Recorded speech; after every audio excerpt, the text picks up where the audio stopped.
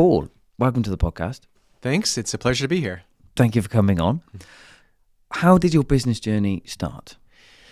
Well, what I am is I'm a wildlife vet, but I also work with small animals, dogs and cats.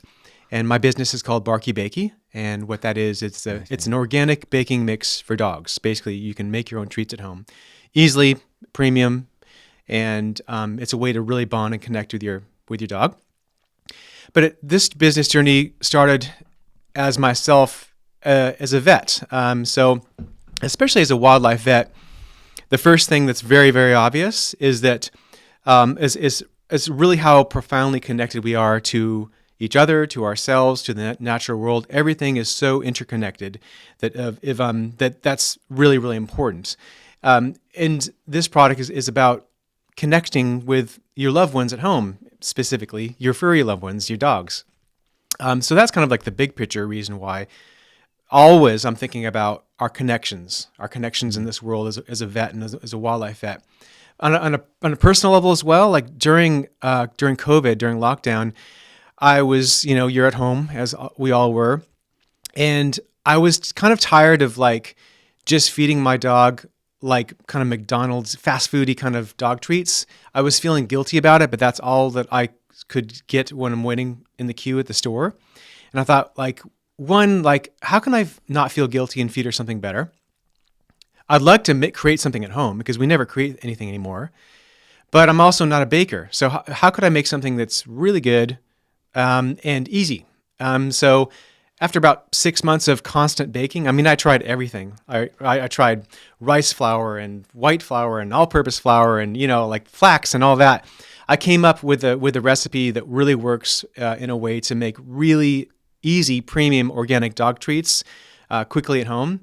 And so that was kind of solving my own problem as to like, how can I create something at home for a loved one, my dog, that's good in its way that's realistic because it's easy. And being sort of a little bit lazy at heart, easy was really important. Right. Well, sounds great. It sounds brilliant. First question, how did you come up with the name? BarkyBakey. Yeah. It's a really hard one. I'm sure a lot of listeners will appreciate this. When you have a business name, you have to come up with a name that's not taken on a website, on Instagram, on Facebook, on TikTok. Like, you got to come up with a name that hasn't been taken in a half dozen like core places that we all live. So literally all names are taken, like table, plant, chair, bottle. Everything has been taken. I'm impressed with nozzle, but you have that. But so it was hard finding a name that sort of encapsulated the business, which is about dogs and treats and things like that. So I have a whole list on my phone still of all the potential names but it was my wife, to be honest. We were on vacation and we were in our room and she said, well, what about BarkyBakey? I was like, yeah, let me check if it's taken. And it wasn't. So it was, all of a sudden after about 3 weeks of constant thinking about things. That's the coffee machine? It is. Yeah. We can pause for that. No. Leave it in. So BarkyBakey was, my wife came up with it as a playful way that sort of insinuated this is about dogs and baking. BarkyBakey. Nice. There's nothing more exciting than looking at domain names and finding the one that you want is available. Yeah. And it's an alliteration as well. Yeah. It's really good. And so have you got .com and .co.uk? I only have .com. I took a couple of different spellings of BarkyBakey. Sometimes people put an E at the end of the Barky part, so I have both of those. I didn't keep the .co.uk. I just .com. Yeah.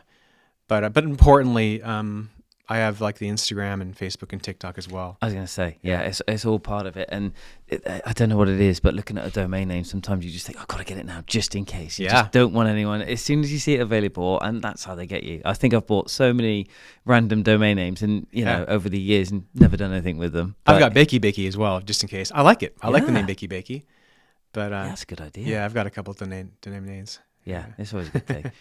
So the whole idea, do you think you would have created these treats had you not been a vet? So with the story, do you think because it was the love and you were solving your problem, it just really helps that you're a vet? Or does that not come into it?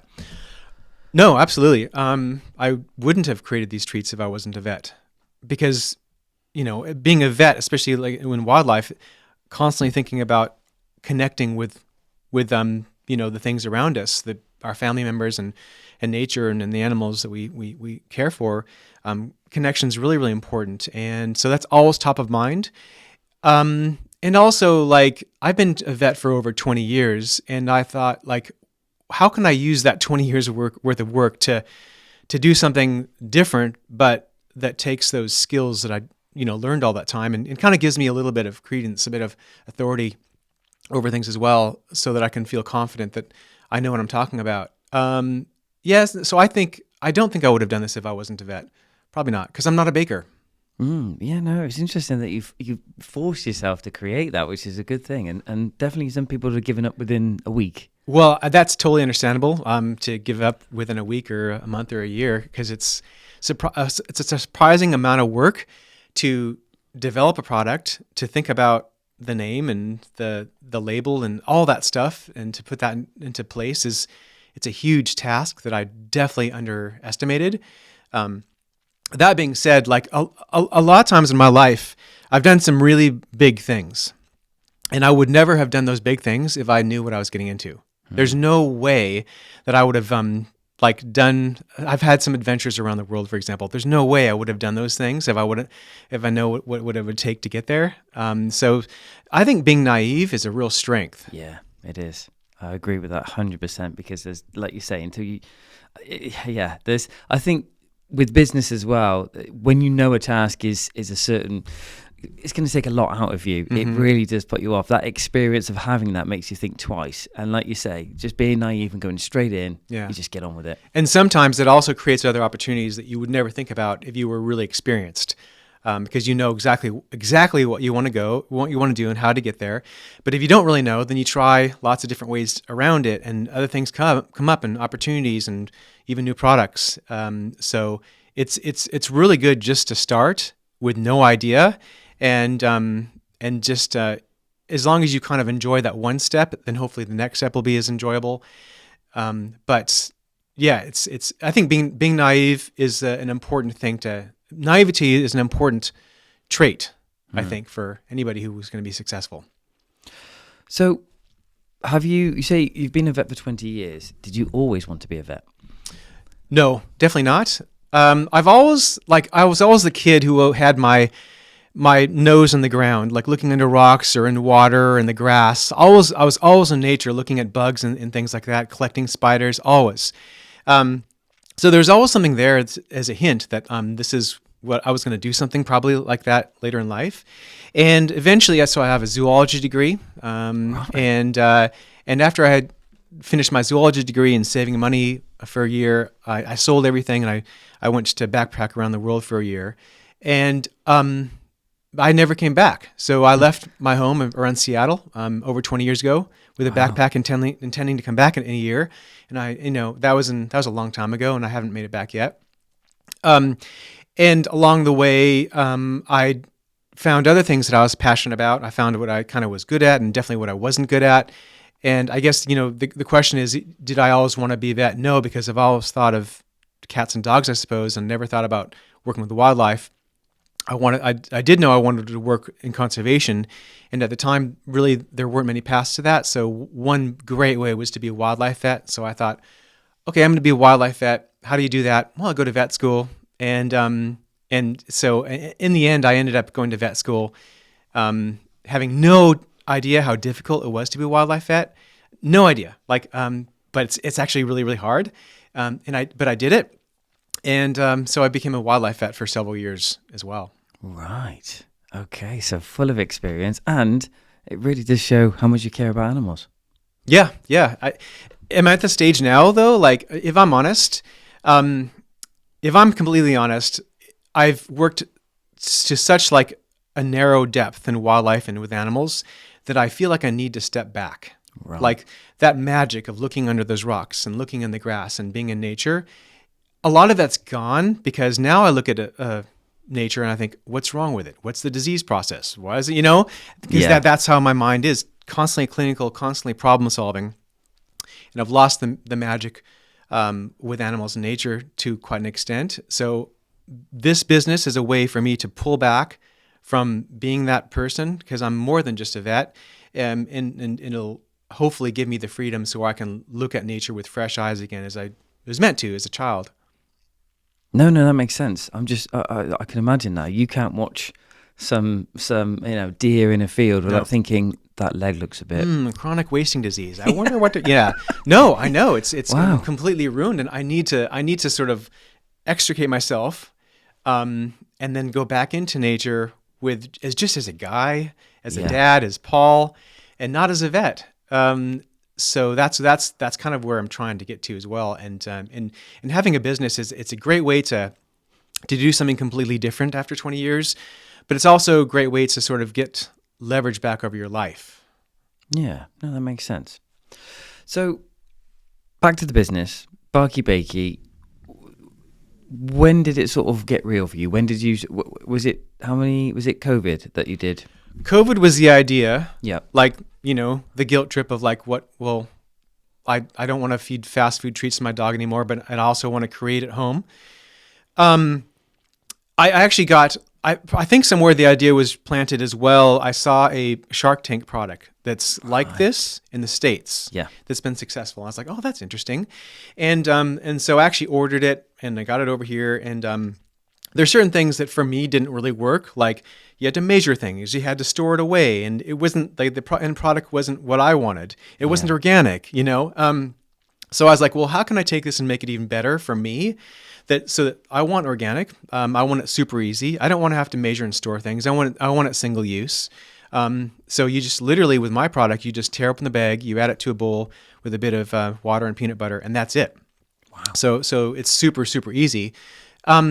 And at the same time, you don't have to feel guilty about it being single use because the packaging is plastic free and compostable.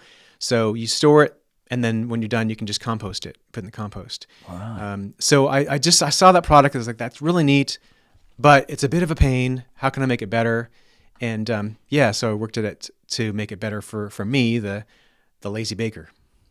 Right. Okay. So what does the business look like today then? What's your sort of day-to-day? How are you juggling it? Because are you still a vet and Yes. sort of covering and doing that kind of thing? Yeah. And so you're doing it all, really? It's been like a lot of the journey so far. I'm at the very, very beginning stages. A lot of it's been at the very beginning, just getting to the point of launch. What's the ideation, developing the product, the logo, the branding, all that stuff has taken a lot of time to get together, like the packaging, because I want it to be premium as well.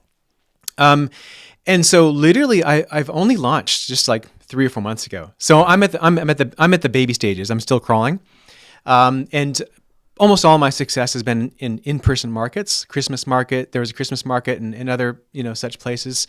I've got a big one coming up called the Game Fair, which is at Blenheim Palace in July. So that's a really big one. I think there's like 130,000 people over 3 days. So I'm really sort of preparing for that. But most of my success so far has been in in-person events, and really the reason why is because no one knows me. Like you can have the best product in the world, but if no one sees you online, then you kind of don't exist. So I'm trying to have a presence online. Yeah, no, that makes sense. Because I'm an e-commerce business. Exactly right. So I take it you put a lot of time into website and things. Mm-hmm. Shopify? Yep, Shopify. Yep. Good choice. Good choice. Yep. Yeah, very powerful. People just don't appreciate what goes into that and how long it takes to build a website as well. Crazy.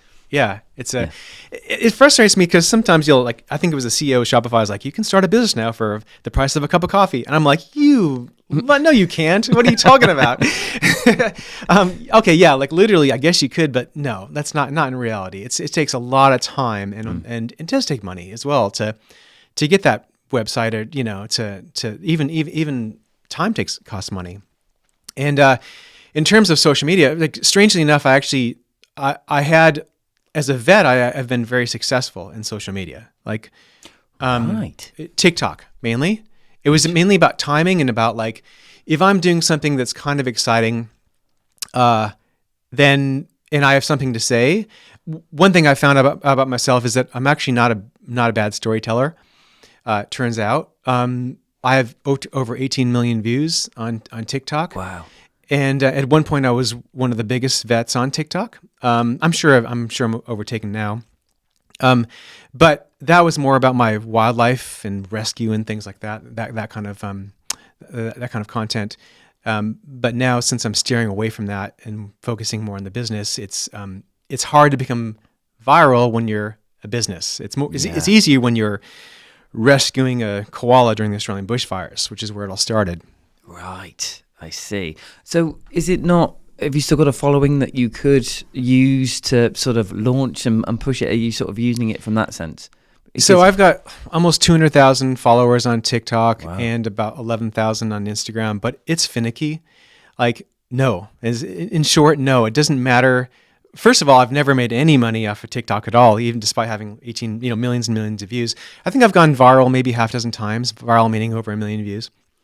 But it doesn't matter at all. Like I don't see any benefit from it in a real world way. The benefit for me and the reason why I was happy with that is that there were certain messages that I felt I needed to share about climate change and about what's happening around the world with the bushfires, for example, which is where it all started, and the fact that millions and millions of people saw that, and it sort of, I call myself still a seed planter. That was the benefit for me. Yeah. But in terms of a business, that's still a nut I have to crack. I've got to figure out how can I use social media to actually be a business with it as well. I would argue, so this is something that we've talked about quite recently. We've got a few customers and things like that, and exactly right. If you were to create that same video but under BarkyBakey, people probably wouldn't watch in the same way. It's a very difficult thing to sort of bring in. If it does stand out, I'd argue possibly that, I mean, they might because it's animals, but in that sense, if you I've got some big ideas though. Yes, I've got some big ideas. Like, Also, it's funny because in terms of storytelling as well, I'd actually for a long time ago, I was at work. And this is in Australia, and my colleague was operating on this goldfish, right, called George the goldfish, right? And I was like, hey, I'll see you over the weekend. Have a good weekend. Not a big deal. And the next day, this was before a lot of internet. George the goldfish, and probably to this day it'll still be online, went viral. This operation was seen by more people than the entire marketing department had done in the last 5 years for this massive hospital. And I thought to myself, wow, there's no more gatekeepers anymore. George the goldfish went all across the world, and there were no gatekeepers for news and print media and all that. And so that piqued my curiosity. And after that, I learned how to storytell. Because I felt it was really important that some stories needed to be told.